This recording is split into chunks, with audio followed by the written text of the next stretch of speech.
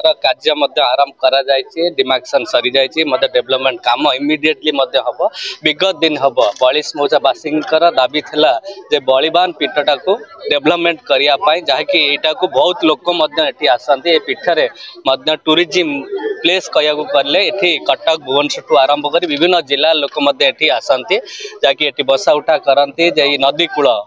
सिडुआ नदी कूल उपस्थित यहाँ हूँ कटकर बहुत आकर्षण स्थान जहाँकि समस्त आशा भरसा अच्छे विगत दिन हम 24 वर्ष हम लोक मान दाबी कर विरोध दल जी अच्छा से सरकार जो थे से एठिकार गोटे इटा भी पोती नथिले विगत दिन हम गोटे परिवार शासन करुले किंतु आम सरकार आसला बेले इमिडिएटली जीए रु 50 लाख एंड टूरिज्म रु 50 लाख कोटे कोटे टंका देइछन इंफ्रास्ट्रक्चर सहित आउ एटी कम्युनिकेशन ब्रिज गोटे अप्रूवाल हो जाए से 10-15 कोटी टंकार मिनिमम हम से टेंडर फ्लोटिंग होती निश्चय आर कम्युनिकेशन सहित इंफ्रास्ट्रक्चर डेवलपमेंट आमर इमिडिएटली करा जाउछि एथिपाई हमको धन्यवाद देबे आम सरकार मोहन माझी सरकार को जे यही बलिबान पीठ उपरे फोकस देइथिबारु आपण कटक सदर उपरे विकासमूलक कार्य करथिबारु आउ एठी जनसाधारण को धन्यवाद होछि जे तांकर दाबी एते दिन आउ तांको पूर्ण मध्य हैला जे तांकर सहयोग मध्य अछि एठी सहयोग माध्यम रे हमको कनेक्टिंग रोड मध्य दिया आइछि तादरे 15 लाख मध्य 10-15 लाख दिया आइछि रोड करिया को तात सहित ब्रिज मध्य कराइछि से ब्रिज माध्यम सहित रोड मध्य कनेक्ट होइछि खुशी लगुच जो स्थान मान बलिस मौजा बासी दाबी रही एठिका स्वाभिमान ये अंचल मुझे सुजोग पाइले करने निजक गर्व कर। नमस्कार मु सुमिता देवता मड़ा मोर्चा सभापति बलिस मौजा मंडल आमर आज शिलान्यास विधायक माननीय विधायक इंजीनियर प्रकाश चंद्र सेठी आसिक शिलान्यास कले पूर्व सरकार रुकु आम कही यहाँ पर्यटन आम बलिस मौजा पर्यटन स्थल ये हाँपाई आम कही शुणी नथिले बा कार्यकारी करनथिले 6 आमर 1.5 वर्ष भितर आम सरकार तरफ यहाँ हूँ पर्यटन स्थल हम छोट ब्रिज टाइप हम प्लस रोडटा मैंने रोड सुविधा नाला पूरा जंगलिया रास्ता यहाँ जंगल देखुवे तो पूरा जंगल ताकू सफा सफी करके मैंने रास्ता तैयारी हम आटा गोटे पर्यटन स्थल मान्यता पाइब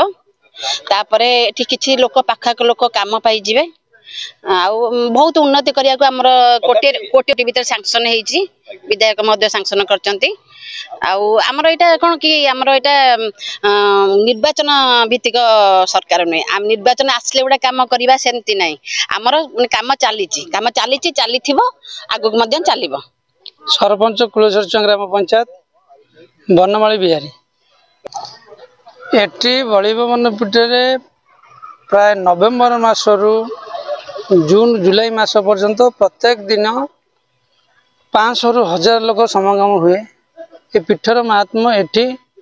बलिकी पाताल को दि जाइतिला प्राय अन्यन ये जो 78 एकर प्रशस्त विशिष्ट ये जो पीठरे कटक सदर नुहे सारा ओडिशार लोक आसिकी पिकनिक करती ता सहित एठरे आमर हंसनाथ परमहंसनाथ गोपीनाथ ठाकुर जो आम महाविशुभ पणा संक्रांति बेलर यात्रा ता सहित माँ कामाक्षी देवी गोटे प्रतिष्ठा होती विभिन्न आड़ विभिन्न ओडिशा भितर ओडिशा बाहर एमती कि भारत वर्ष लोक ये आसिकी जो मैंने ऋषि महात्मा मैंने ये आसिकी जड़े बाबा ये आसिक रही ये पीठर अलौकिक महात्मा अच्छी आमर प्रिय विधायक जहाँ सब कथा रखी ता पूर्ण कर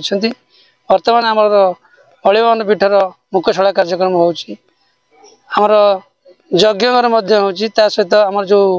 बिल्डिंग थी बिल्डिंगटा रिनोवेशन करा चतुर्पार्श्व समस्त 20 फुटर कंक्रीट रास्ता तैयारी करा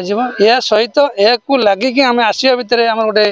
प्रतिघात हुए जीवा आसा समय नदी बड़ी समय आम पीठ को आसपार ना तेणु सेठार विधायक अन्य 10 कोटी ରୁ 15 कोटी टंकार गोटे ब्रिज करेंगे तेणु ये आम अंचलवासी खुशी खबर तेणु आम समस्ते विधायक धन्यवाद देवा सहित ये कटक सदर आमरी कुलेश्वर ग्राम पंचायत अवस्थित है चांदुरी गाँव अवस्थित थे आम कटकवासी संपूर्ण भागे सुविधा सुजोग समस्ते पाइबे ये प्राय जमी आम जड़े कहले सनातन सेनार जो मुख्य समीर भाईना कहले ये किसी